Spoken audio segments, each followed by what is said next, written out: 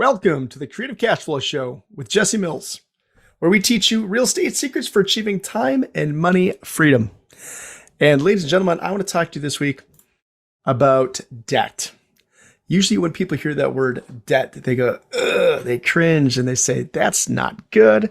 I know I'm not supposed to have debt, Jesse. I know it. I'm trying to pay my debt off. I'm trying to get debt free, right? That's what they say. But here's the thing. Did you know that there's two kinds of debt? There's good debt and there's bad debt.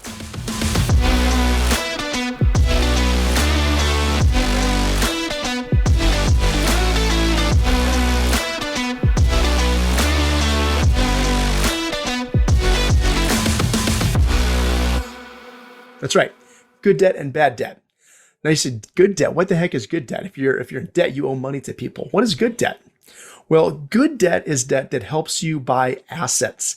Good debt is things that help you buy more things that generate money, like leverage, right? And so, for example, if you buy, let's just do simple math, a $100,000 property, okay? And you go the normal way. Now, you guys know that I like to teach lots of secret ninja ways of doing things. We don't have to go the normal way. But let's say you go the normal way. You go to your bank, you get, pre-approved, you go put an offer on something and they say, hey, you need to put down 20%. Okay, well, 20% of 100,000, simple math, right? $20,000. So you're putting down $20,000 that you're going, in debt, $20,000. Now you have $80,000 that they're lending you. Okay, so that's called a leverage. So you only put down $20,000 to have a $100,000 asset, which is pretty huge. Now, your $20,000 is the equity.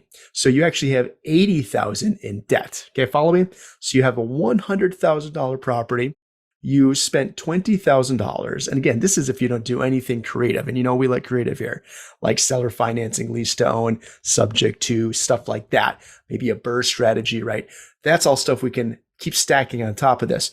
But if you just want to go straight simple, you control a $100,000 asset with only $20,000 out of your pocket, or 20% in this example, and you have $80,000 in debt. But let's say, and again, I'm just whipping out numbers here for very simple math. Let's say that monthly payment that you have to pay on that every single month is $500. Okay, it's $500 you have to pay to the bank every single month. Okay, and then you get taxes, and then you have insurance on top of that. So let's say that's $700. But you have a tenant in that property that is paying you rent every single month, and they're giving you $1,000. Okay, well, guess what? That tenant is paying off your mortgage for you. They're paying down your debt that you're in for you, and you're still cash flowing on top of that.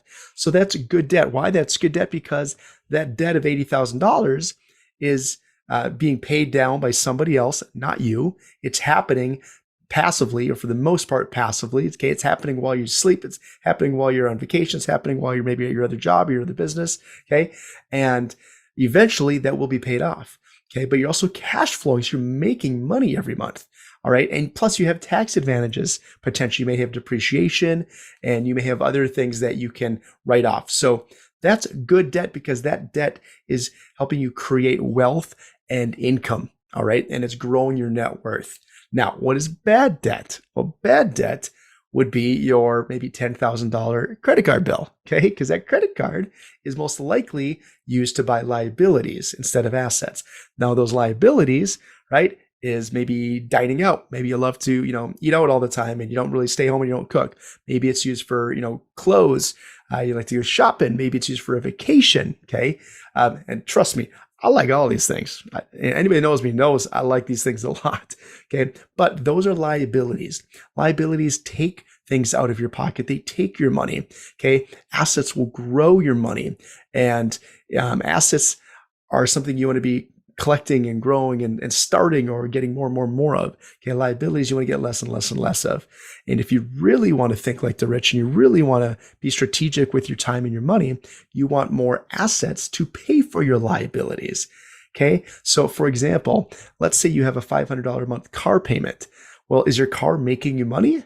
Now, if you do some Uber or Lyft on the side, then yeah, maybe it is actually. But if you're like most people and you're not doing Uber and Lyft, your car is not making you money. Okay, it is still an expense. Now, most people argue it's a needed expense, but it's an expense. Okay. But if you are making $500 over here from an asset, from let's say cash flowing real estate, and you're paying your $500 liability over here, again, passively as you sleep, someone is paying your bills for you. Okay.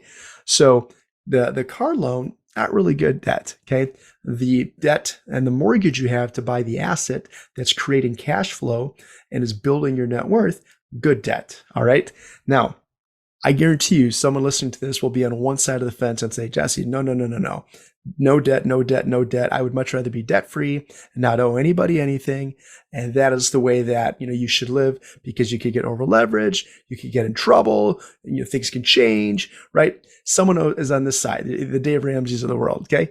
And someone else over in the other camp, the opposite side, saying leverage all day long. Absolutely. Why would I not go take out, say, a mortgage or some sort of debt product where I'm paying 5% to someone else, the bank, let's say, or maybe even a private investor, okay? But I'm making 8%, I'm making 10%, I'm making 20%, okay? So if I'm paying 5 or 6 to the bank and I'm making 10% on my investment, I'm still making money after paying them, okay? And again, with real estate, one of the things I love about real estate is you get leverage. You don't need to have $100,000 invested to have $100,000 worth of stock, right? You'd have a $100,000 building, but you only put in $20,000 to get that $100,000 building, okay? Now, again, I've purchased many properties with little to no money down. And so when you learn more, and we can share these things here on the show and show you different ways that you can get properties and real estate and different assets where you can use creative financing and these different techniques. You don't even have to do the 20%, which is killer. Okay. So you got to stick with me, right? Let me know how I can help you. If you don't know these ninja tricks, if you're not learning these, if you're not doing these, we can do them together. I can show you how, but that's just even still the normal way that most people do it. And it's still smart. It still makes a lot of sense. Okay. So there's good debt and there's bad debt. What's your questions on this? What's your thoughts on this? I'd love to hear from you. Let me know what you think. Drop me a DM on Instagram, on Facebook, right? You can find me anywhere at the Jesse Mills, and hit me up. Let me know what you think of this. Are you collecting more good debt right now? Are you working on paying off your bad debt? Or do you have your good debt paying off your bad debt for you? Okay. But either way, next time you spend $1 on anything, think to yourself, am I spending this on good debt or bad debt? All right. Thanks for joining me this time, guys. Have an awesome rest of your day. Have a killer week. And I look forward to seeing you again soon. Thanks.